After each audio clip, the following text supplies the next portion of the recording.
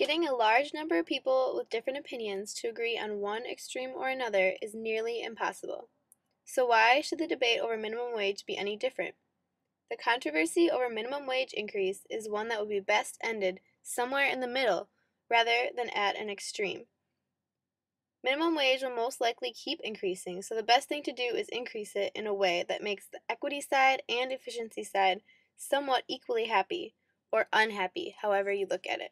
Minimum wage has been around for nearly 80 years or so now, giving the population no reason to not know or have an idea or opinion about it.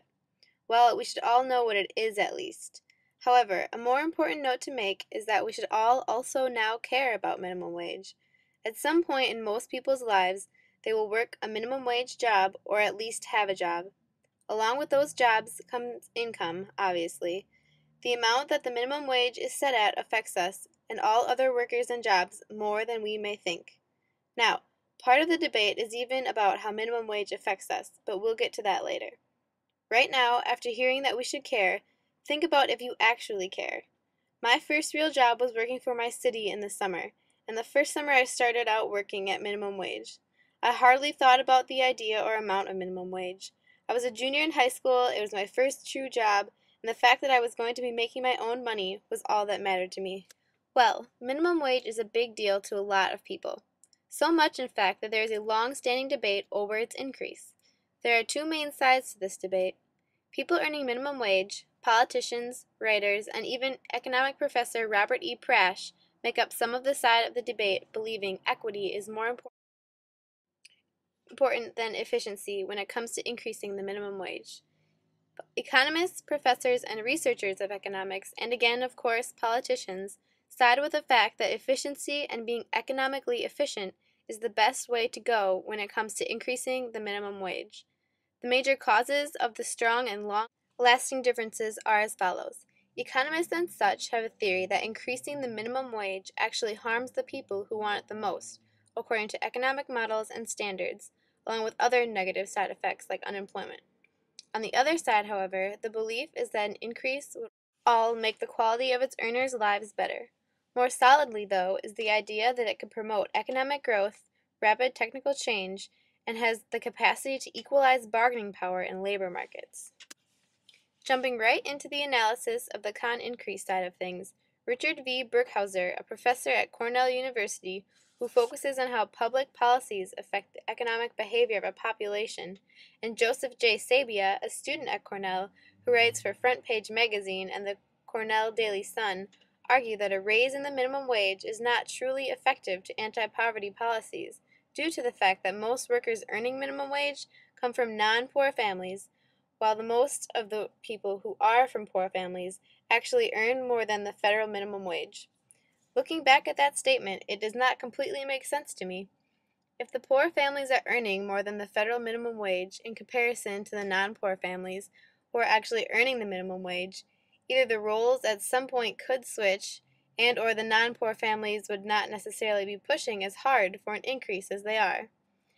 Erzo F. P. Letmer, a member of the National Bureau of Economic Research at Dartmouth, claims the negative outcomes following an increase in minimum wage are not only limited to unemployment, but could also be followed by an inefficient allocation of workers to jobs, meaning that people who are better suited for or in more need of a job may be overlooked.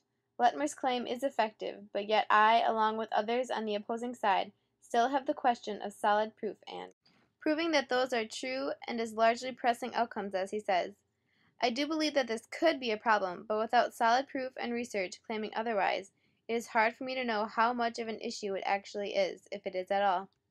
Following along with finding a balance, instead of looking at the possible extreme negative, it would be more helpful for the economists and such to determine the quantity of negative outcomes at each or different price increases of the minimum wage, thus finding what increase would produce the least unwanted side effects. Turning to pro-increase, Robert E. Prash states in an article that English macroeconomists have had the notion that when the amount of income is more evenly distributed across the population, the quantity of spending increases along with the demand for goods and business revenue. I agree with Prash's statement that when more people are making an income greater than before, yet also similar to the rest of the population's income, their spending should increase. However, it is hard to know if that still holds true today considering the problems in our economy. If it were a solid fact, you would think the government would be taking greater action along those lines. This is one of those ideas that can be discussed with the con increase side believing the exact opposite. Another thing David Green from NPR adds is the emotional side of increasing minimum wage. In his article, he interviews Jamie Clark, a 24-year-old single mother to a 4-year-old.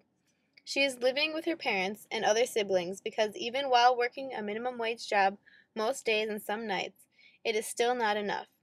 The 70-cent increase to her means so much. It gives her hope that she will be able to provide for her son more than she can now.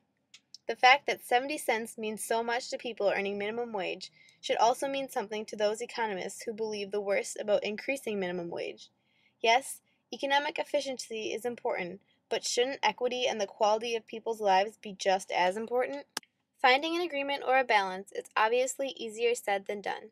If not, there would be no need to debate for so long. A key is to somehow make both sides more aware and caring of each other's opinions, like going through and finding things to somewhat agree with or even things to consider. People with a strong desire for an increase need to become more conscious of the possible outcomes economists describe, whether proven to be 100% accurate or not. They need to understand that more negative than positive effects could occur. Likewise, the economists need to take a deeper look into what a life earning minimum wage is really like. It's easier for them to make a stand against an increase while they're observing or discussing from afar. Watching the 30 Days film on minimum wage, reading Nickeled and Dimed by Barbara Ehrenreich, or just going out and seeing for their own eyes what life is really like could be a great start.